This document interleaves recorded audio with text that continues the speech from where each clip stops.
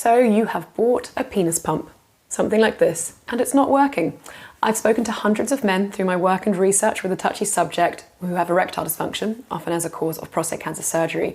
And when they have tried something like this, especially the more commercial sex shop type pumps on their journey, it's actually a bit 50-50 whether it will work for them.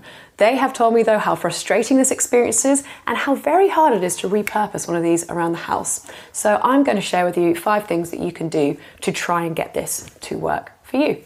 Firstly, if you are finding that once you've inserted your penis and it's against the body and you pump, but you do not see an erection created in the tube, it is likely air is still escaping from outside this flange area here.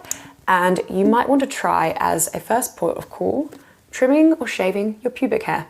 I know that you might say, really? Did she really just say trim your pubic hair? I did. I definitely did. For many men, this is all they need to do to create that good seal against the groin, and away they go. Another thing you can try that could also help with that seal is using a lot more lubricant. You can pretty much use any water-based lubricant with these pumps just for creating that seal. If you wanted something that you could easily then transfer into intercourse, go for a water-based lubricant that's glycerin-free, paraben-free, something really body safe and designed for pleasure. I really like the company Pure, and I'll pop a link in the description box so that you can find out more about lubricants.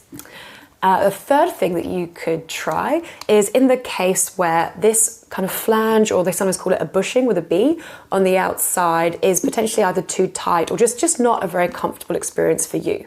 For this, you can get replacement flanges like this one here. So this is a silicone grade variety, often a bit of a better material than sometimes the rubbery material that the pump originally comes with. You can easily remove this, and you then pop this on here. For the sake of time, I'm not going to do it. But once you do, you see it's more tapered on the inside and a bit larger at the base, so you hopefully won't get as much of that constriction feeling that can make it hard to remove the pump.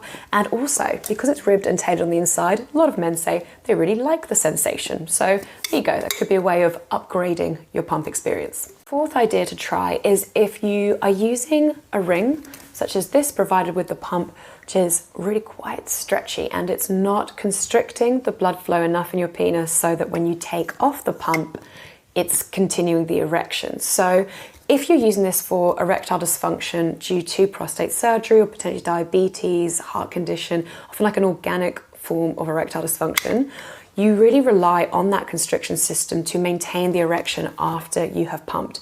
If you don't have any constriction, it's likely the erection will go down pretty much immediately. Often the ring provided with pumps, it can be too loose and stretchy.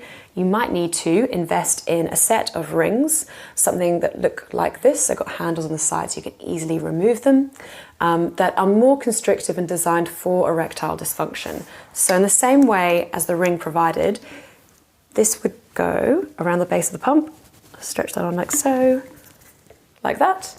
And then once you've pumped and you've created the erection, that's when it's a bit fiddly. You'd have to move the ring off and onto the base of the shaft. Now, obviously this type of demo, just using my hands, is not as good as watching an actual demo. And I'll pop some videos below of where you can see a live demo of a pump in action.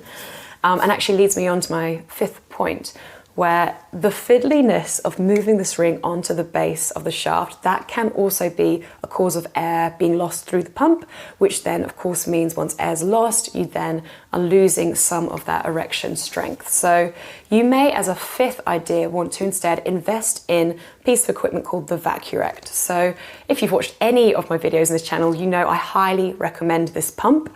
It's one of favorite quirks of my occupation, as I get thank you messages on a daily basis from men who've seen my videos, invested in this, and are very happy now. So this pump is great because it circumvents that whole fiddly ring being moved onto the penis experience. Instead, you would pop one of the rings, and it comes with a little pot containing 10 different size constriction rings on the outside, lubricant, lubricate your shaft, insert. That's how the air's removed, and you pump nice and slow, bit of a pause in between, let the blood flow in. Once the erection's created, you just remove the cylinder. And that's all you need to do. The constriction is then already applied to the base of the shaft, so you've got the erection ready to go. So there you have it, got 5 tips for you to try. I hope one of them, or maybe a few of them together, work for you. As always, if you liked the video, please give it an actual like, subscribe to the channel if you want more similar videos, and I'll see you again soon. Bye.